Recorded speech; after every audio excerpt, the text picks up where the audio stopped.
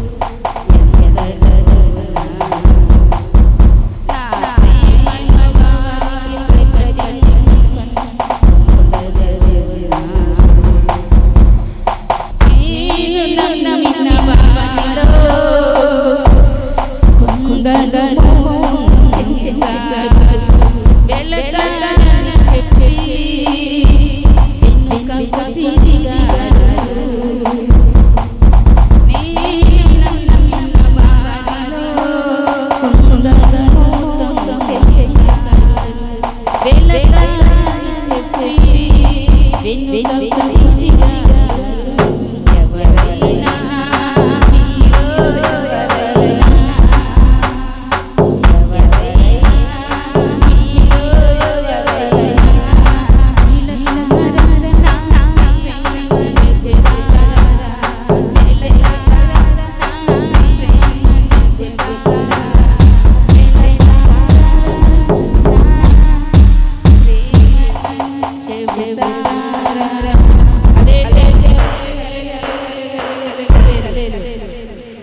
ఈ రాజు నాకు నగరంలో నేను క్షేమం గలవాడిని ఉన్నాను, ఒక కలగన్నది నాకు భయం కలిగించింది అంటున్నాడు.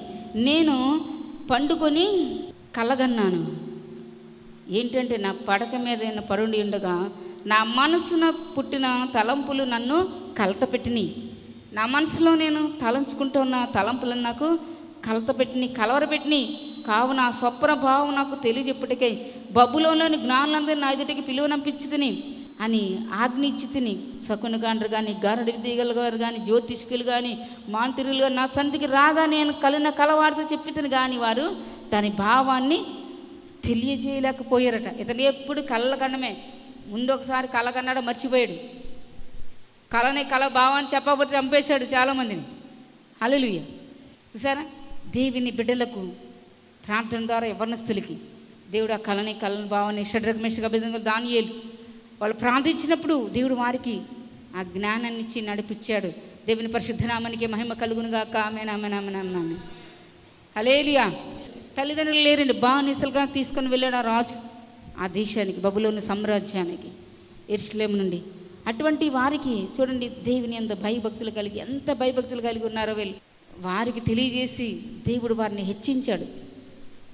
దేవుడంటే తల్లిదండ్రులున్నా లేకపోతే దైవజనులున్నా ఒకేలాగా ఎవరైతే ఉంటారో, దైవజనులు చూస్తున్నప్పుడు కొంతమంది ఒకలా ఫీలింగ్స్ ఉంటాయి, ఫీలింగ్స్ కానివ్వండి, ప్రవర్తన కానివ్వండి, దేవుడు చూస్తూ ఉన్నాడు అనేవారి ఫీలింగ్స్ వేరే విధంగా ఉంటాయి. దైవజనులు చూస్తున్నారా లేదా అనేవారు కొంతమంది, దేవుడు చూస్తున్నాడా లేదా అనేవారు కొంతమంది. ఎవరు గొప్పలు అనుకుంటున్నారు? దేవుని చూపులో మేము పడ్డామా, మంచిగా పడ్డామా, చెడుగా పడ్డామని ఎప్పుడు కూడా మనం యోచించుకోవాలంటే ఆలోచించుకోవాలి. దేవుని దృష్టిలో మనం ఎప్పుడు మంచిగానే ఉండాలి. హల్లెలూయా. ఓరి బాబరి హామన సీక్రందబరాశ. అయితే నేను ఆలోచించుకుంటున్నప్పుడు అంటున్నాడు ఈ యొక్క నెబుకద్నెజరు చెప్తా ఉన్నాడు, కలభావాన్ని ఎవరు తెలియజేసేవారు నాకు దొరకలేదు, కనిపించలేదు. కానీ పరిశుద్ధ దేవతల ఆత్మ కలిగిన వాడు దానియేలు. దానియేలుకి ఈ యొక్క రాజు బెల్షస్సాజరు అనే పేరు పెట్టాడు. తన దేవత పేరది బెల్షస్సాజరు అనే పేరు దానియేలుకి. హల్లెలూయా.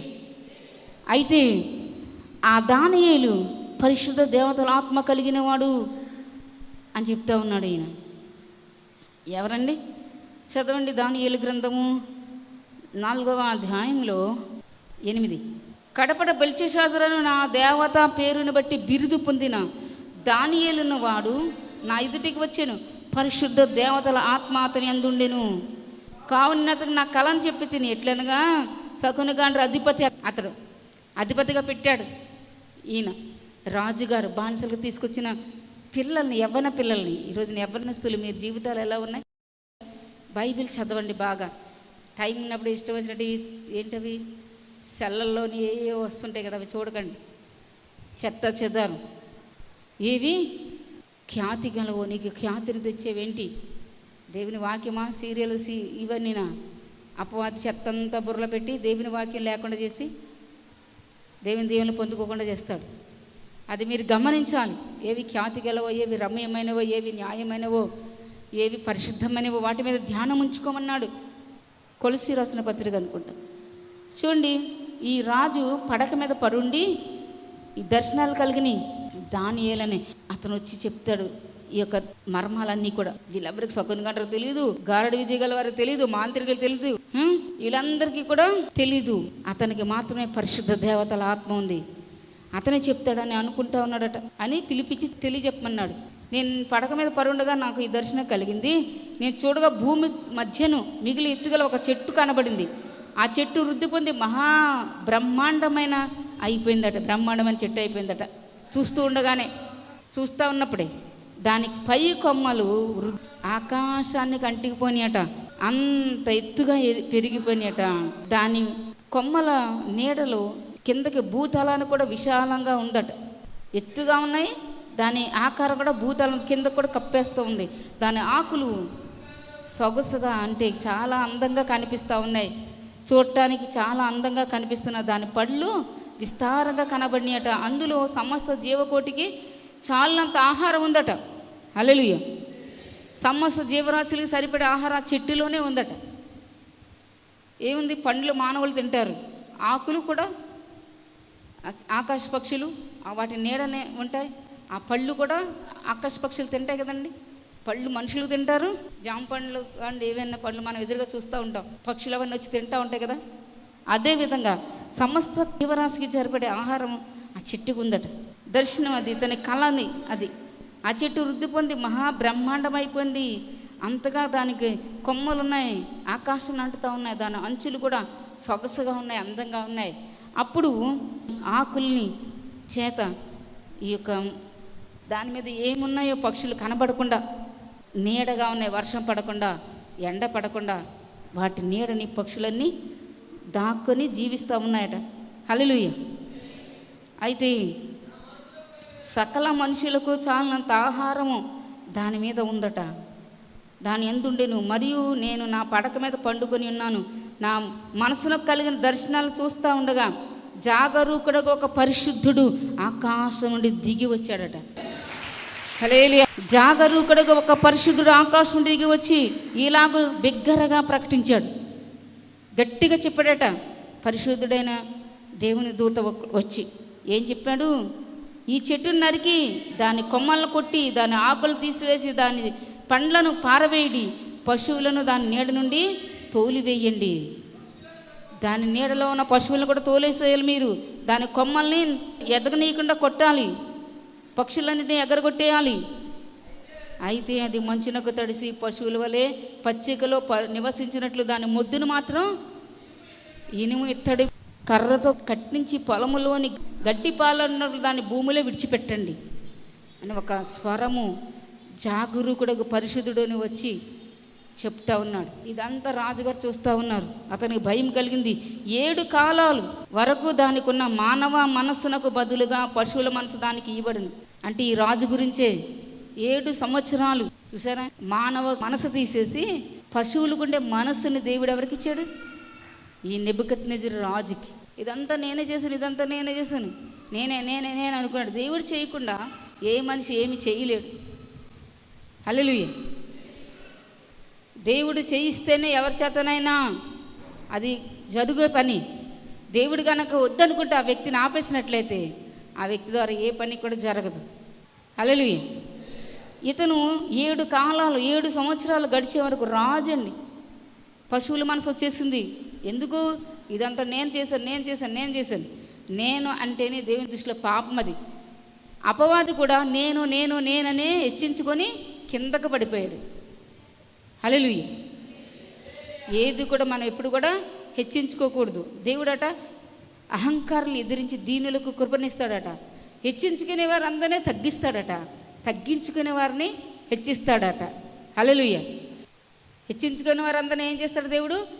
తగ్గిస్తాడు. తగ్గించుకునే వారిని హెచ్చిస్తాడు. హల్లెలూయా. వాళ్ళు అలా ఉన్నారు, నేను ఇంక వాళ్ళకంటే హెచ్చించబడాలి, నేను వాళ్ళకంటే హెచ్చించబడాలి. అదే ఉద్దేశం కొంతమందికి. అటువంటి వారిని దేవుడు తగ్గు అని తగ్గిస్తాడట. ఒక చెట్టు ఉందనుకోండి, లేక పార్కులు ఉంటాయి. ఆ పార్కులోని ఒక చెట్టు ఎటుపట్టట్టు ఇటు వంగిపోయి ఉంటాయి. దాని కిందన రకరకాల పుట్టలు, చీమలే కానివ్వండి, పురుగులే కానివ్వండి, రకరకాలవి పాములే కానివ్వండి, పుట్టలు పెడతాయి దాని కింద. ఎటుపడతాడు ఎదిగే చెట్టు. అదేవిధంగా తోటమాలి ఆ చెట్టుకి కత్తెర వేశాడనుకోండి, ఒక చెట్టుకి అందమైన ఆకృతి వస్తుంది. ఏ చెట్టు చూడదగినగా ఉంటుంది, ఏ చెట్టు నీడన మనం కూర్చోగలుగుతాం, మనకు విశ్రాంతి ఏ చెట్టు ఇస్తుంది? కత్తెర వేయబడిన చెట్టే. నీ జీవితం, నా జీవితం, మనందరి జీవితం కత్తెర వేయబడాలి.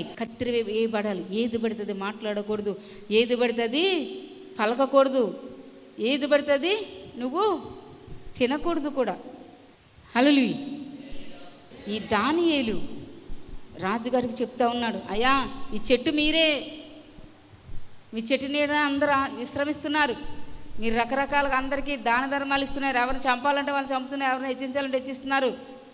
దేవుడు మీకు ఇట్టి మహర్దశని ఇచ్చాడు, రాజ్యాన్ని ఇచ్చాడు. అన్ని ఇచ్చిన తర్వాత మీరు మనసులో ఏమనుకున్నారు? నేనే చేశాను ఇవన్నీ. దేవుడు ఆలోచన ఇవ్వకుండా, దేవుడు లేకపోతే జ్ఞానం ఇవ్వకుండా పశువులాంటి మనసు వచ్చేసింది. మీరు ఇప్పుడు ఏం చేయగలుగుతారా? వచ్చేస్తుంది కొంతసేపుడు కానీ. ఈ రాజుగారికి ఏం జరిగింది తెలుసా? రాజుగారికి పశువులాంటి మనసు వచ్చేసిందట. అడవి గాడిదల మధ్యలోకి వెళ్ళి గడ్డి మేశాడు. హల్లెలూయా. ఏం చేశాడు? గర్వమణచి గద్దెలు దింపి కన్నులనైనా మేపవగడ్డి. గర్వమణచి గద్దెలు దింపి కన్నులనైనా మేపవగడ్డి. రేయి పగలు నీ పద సేవే జీవదాయక చేయుట మేలు. రేయి పగలు నీ పద సేవే జీవదాయక చేయుట మేలు. సాటి లేని దేవుడ నీవే, నాదు కోట కొండయు నీవే. సాటి లేని దేవుడ నీవే, నాదు కోట కొండయు నీవే. రేయి పగలు నీ పద సేవే జీవదాయక చేయుట మేలు. నరుల నమ్ముట కంటే నిజముగా నీదు శరణం శరణం దేవా. నరుల నమ్ముట కంటే నిజముగా నీదు శరణం శరణం దేవా. అని ఏలును సింహపు బోనులో ఆదుకున్న నాథుడ నీవే. దాన్ని ఏలును సింహపు బోనులో ఆదుకున్న నాథుడ నీవే. రేయి పగలు నీ పద సేవే జీవదాయక చేయుట మేలు. రేయి పగలు నీ పద సేవే జీవదాయక చేయుట మేలు. సాటి లేని దేవుడ నీవే, నాదు కోట కొండయు నీవే. సాటి లేని దేవుడ నీవే, నాదు కోట కొండయు నీవే. హల్లెలూయా. నిర్ణయమే కాలం అయిపోయింది. పరిశుద్ధుల ప్రకటనను అనుసరించి సంభవించింది. మహోన్నతులకు దేవుడు మానవుల రాజ్యములపై నీ అధికారి అయి ఉండి తానెవనికి అనుగ్రహింప నిశ్చయించినో వారికి అనుగ్రహించినని ఆయా రాజ్యము పైన అత్యల్ప మనుషులను ఆయన నియమించున్నాడనియు మనుషులందరూ తెలుసుకున్నట్లు ఇలాగ జరుగును. నెబుకద్నెజరు నాకు కలిగిన దర్శనం ఇదే అని, నీవు తప్ప నా రాజ్యంలో ఏ మనుషుడు చెప్పడని, ఏ జ్ఞాని చెప్పేవాడు లేడని రాజుగారు విశ్వసించినట్లుగానే నీ యందు పరిశుద్ధ దేవతల ఆత్మ ఉంది కనుక నీవే దాన్ని చెప్ప సమర్థుడు అన్నాడు. అదేవిధంగా దానియేలు చెప్పడం జరిగింది. ఆ తర్వాత రాజు దర్శన భావాన్ని గ్రహించి అది గతించిపోయింది. ఈ రాజుగారు అడవి జంతువుల మధ్యలో తరమబడ్డాడు. హల్లెలూయా. అడవి జంతువుల మధ్యలోకి వెళ్ళి గడ్డి మేశాడు పశువుల్లాగా. ఎన్ని సంవత్సరాలు? 7 సంవత్సరాలు. అడవి గాడిద వంటి మనసు వచ్చేసింది. దేవునికి మనం భయపడి ప్రభా పరిశుద్ధమైన మనసు అని అడగాలి. లేకపోతే ఏ అడవి గాడిద మనసు వచ్చేసిందో, లేకపోతే ఏ యొక్క చెత్త మనసు వచ్చేస్తుంది. అడిగావా ఎప్పుడైనా? దేవుడు పరిశుద్ధుడు గనుక మనం కూడా ఏం అడగాలి? ఆకాశం మంచు మీద పడుతుంది, తడుస్తూ ఉన్నాడు రాజు. సర్వోన్నతులకు దేవుడు మానవుల రాజ్యాలపైన అధికారి ఉన్నాడని, తానెవరికి దాన్ని నిశ్చయించిన అనుగ్రహించబడుతుందని తెలుసుకునే వరకు కూడా 7 కాలాలు ఇలా జరిగిందట. చెట్టు యొక్క మొద్దు ఉండనియండి వారు చెప్పిరు కదా, దాని వలన సర్వోన్నతుడు అధికారి అని నీవు తెలుసుకునే మీదట ఈ రాజ్యం నీకు మరలా ఖాయమవుతుందని తెలియబడింది. రాజా, నా యోచన నీ దృష్టికి అంగీకారం అగును గాక అని దానియేలు చెప్పాడు. ఒకవేళ నీవు నీ పాపములు మాని నీతి న్యాయములు అనుసరించి నీవు బాధ పెట్టిన వారందరినీ కరుణ చూపినయడలా నీకున్న క్షేమం ఇక మీదట నీకుంటుంది అని దానియేలు ప్రత్యుత్తరం ఇచ్చాడు. పైన చెప్పినదంతా రాజుకు నెబుకద్నెజరుకు సంభవించింది. 1 సంవత్సరం గడిచింది. 12 నెలలు గడిచిన పిమ్మట అతడు తన రాజధాని యొక్క బబులోన్లోని నగరునందు సంచరిస్తూ ఉన్నాడు. రాజు బబులోను ఈ విశాల పట్టణము నా బలాత్సమ్యం నా ప్రభావం ఘనతకు కనిపించగా నా రాజధాని నగరంగా నేను కట్టించాను కదా ఇది అని తనలో తాను అనుకున్నాడట. రాజు నోట ఈ మాట ఉండగా ఆకాశం నుండి ఒక శబ్దం వచ్చింది. ఏదనగా, రాజుకు నెబుకద్నెజరు, ఇదే నీకు ప్రకటన. ఈ రాజ్యం నీ యొద్ద నుండి తొలగించిపోయాను, తమ యొద్ద నుండి మనుషులను తరుముతారు అనగానే, నీవు అడవి జంతువుల మధ్య నివాసం చేస్తావు, పశువుల వల్లే గడ్డి మేస్తావు. సర్వోన్నతులకు దేవుడు మానవుల రాజ్యములపైన అధికారి అయ్యుండి తానెవరికి అనుగ్రహించిన వానికి అనుగ్రహిస్తాడని నీవు తెలుసుకునే వరకు 7 కాలాలు నీకు ఇలా జరుగుతుంది అని చెప్పారు. 7 కాలాలు అంటే 7 సంవత్సరాలు. మానవుల నుండి మనుషులు తరిమారట. అతడు పశువుల వల్ల గడ్డి మేసాడు. ఆకాశం మంచు అతని దేహాన్ని తడిపింది. అతని తల వెంట్రుకలు పక్షిరాజు రెక్కల ఈకల వంటివి అయిపోయి, అతని గోళ్ళు పక్షుల గోళ్ళ వంటివి అయిపోయి. ఆ కాలం గడిచిన పిమ్మట నెబుకద్నెజరుకు మరలా మానవ బుద్ధి వచ్చిందట. హల్లెలూయా. 7 సంవత్సరాలు గడిచిన తర్వాత.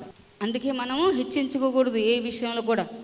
దేవుడు కృప వలన దేవుడు మనకి ఇచ్చాడు ఇది అని అనుకోవాలి. దేవుడు దయ వల్ల మనకి ఇచ్చాడు ఇది. అందుకని నేను ఇచ్చాను, నేను సంపాదించాను, నేను ఏ విషయంలో కూడా మనం అతిశయపడటానికి లేదండి. ప్రభునందు మాత్రమే అతిశయపడాలంది బైబిల్లో. ప్రభు ఇచ్చారు అని నువ్వు సంతోషించాలి. అది అతిశయపడ్డం అంటే. హల్లెలూయా.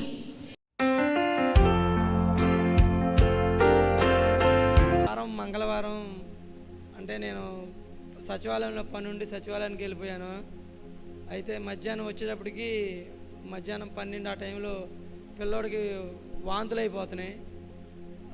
అయిపోతుంటే అదే మామూలుగా వాలిపోయి వాంతులు చేసుకుంటుంటే నేను వచ్చేటప్పటికి పర్లా కొద్ది బాగానే ఉందని చెప్పి ఎత్తుకుని మంచం మీద పడుకోబెట్టి అది భోజనం చేద్దామని చెప్పి కింద కూర్చోగానే మోషన్స్ అయిపోతుంటే అంటే వాంతులు మోషన్స్ ఒకసారి అయితే డేంజర్ బాగా.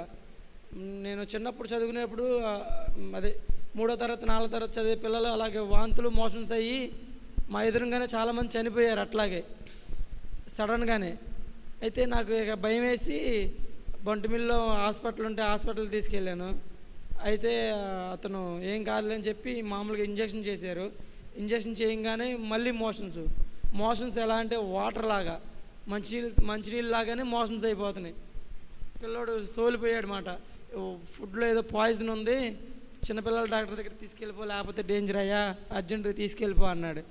ఇక నాకు కాళ్ళు చేతులు ఒళ్ళంతా చల్లబడిపోయింది. ఇక ఏం చేయాలో అర్థం కాల. మా అమ్మ దగ్గరికి తీసుకెళ్ళాను.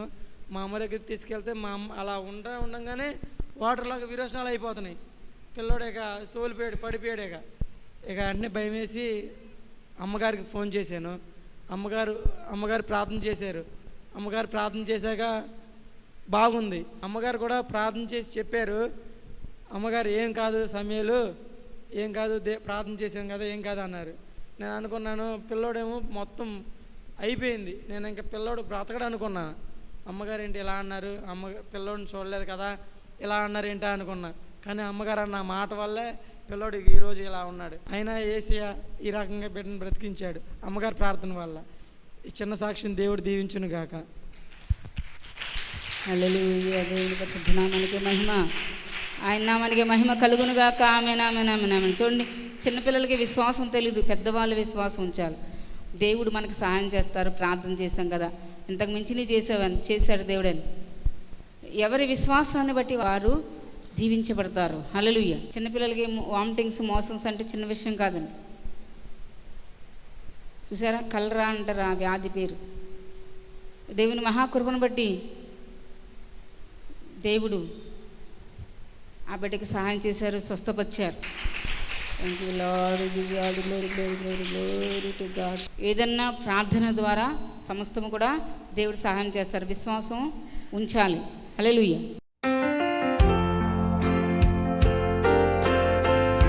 మంగళవారం అంటే నేను సచివాలయంలో పని ఉండి సచివాలయానికి వెళ్ళిపోయాను.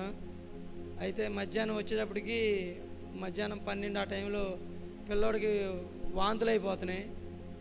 వాంతులు అయిపోతుంటే అదే మామూలుగా ఇట్లా వాలిపోయి వాంతులు చేసుకుంటున్నాడు. వాంతులు చేసుకుంటుంటే నేను వచ్చేటప్పుడు పర్లా కొద్ది బాగానే ఉందని చెప్పి ఎత్తుకుని మంచం మీద పడుకోబెట్టాను. మంచం మీద పడుకోబెట్టి అది భోజనం చేద్దామని చెప్పి కింద కూర్చున్నాము. కూర్చోగానే మోషన్స్ అయిపోతున్నాయి. మోషన్స్ అయిపోతుంటే అంటే వాంతులు మోషన్స్ ఒకసారి అయితే డేంజర్ బాగా.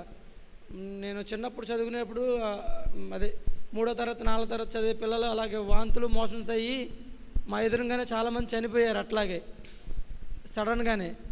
అయితే నాకు ఇక భయం వేసి బొంటిమిల్లో హాస్పిటల్ ఉంటే హాస్పిటల్ తీసుకెళ్ళాను.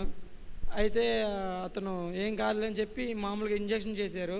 ఇంజక్షన్ చేయగానే మళ్ళీ మోషన్స్ ఎలా అంటే వాటర్ లాగా మంచినీళ్ళు లాగానే మోషన్స్ అయిపోతున్నాయి. పిల్లోడు సోలిపోయాడు మాట. ఫుడ్లో ఏదో పాయిజన్ ఉంది, చిన్నపిల్లల డాక్టర్ దగ్గర తీసుకెళ్ళిపో, లేకపోతే డేంజర్ అయ్యా, అర్జెంటుగా తీసుకెళ్ళిపో అన్నాడు. ఇక నాకు కాళ్ళు చేతులు ఒళ్ళంతా చల్లబడిపోయింది. ఇక ఏం చేయాలో అర్థం కాల. మా అమ్మ దగ్గరికి తీసుకెళ్ళాను. మా అమ్మ దగ్గరికి తీసుకెళ్తే మా అమ్మ అలా ఉండగానే వాటర్లాగా విరోచనాలు అయిపోతున్నాయి. పిల్లోడు ఇక సోలిపోయాడు, పడిపోయాడు. ఇక అన్నీ భయం వేసి అమ్మగారికి ఫోన్ చేశాను. అమ్మగారు ప్రార్థన చేశారు. అమ్మగారు ప్రార్థన చేశాక బాగుంది. అమ్మగారు కూడా ప్రార్థన చేసి చెప్పారు. అమ్మగారు ఏం కాదు సమయాలు, ఏం కాదు ప్రార్థన చేశాం కదా, ఏం కాదు అన్నారు. నేను అనుకున్నాను పిల్లోడేమో మొత్తం అయిపోయింది, నేను ఇంకా పిల్లోడు బ్రతకడు అనుకున్నాను. అమ్మగారు ఏంటి ఇలా అన్నారు, పిల్లోడిని చూడలేదు కదా, ఇలా అన్నారు ఏంటా అనుకున్నా. కానీ అమ్మగారు అన్న మాట వల్లే పిల్లోడికి ఈరోజు ఇలా ఉన్నాడు. అయినా యేసయ్య ఈ రకంగా బిడ్డను బ్రతికించాడు అమ్మగారి ప్రార్థన వల్ల. ఈ చిన్న సాక్ష్యం దేవుడు దీవించును గాక. హల్లెలూయా. దేవుని పరిశుద్ధ నామానికి మహిమ, ఆయన నామానికి మహిమ కలుగును గాక. ఆమేన్, ఆమేన్, ఆమేన్, ఆమేన్. చూడండి, చిన్నపిల్లలకి విశ్వాసం తెలీదు, పెద్దవాళ్ళు విశ్వాసం ఉంచాలి. దేవుడు మనకు సహాయం చేస్తారు. ప్రార్థన చేశాం కదా, ఇంతకు మించి చేశాడు దేవుడని.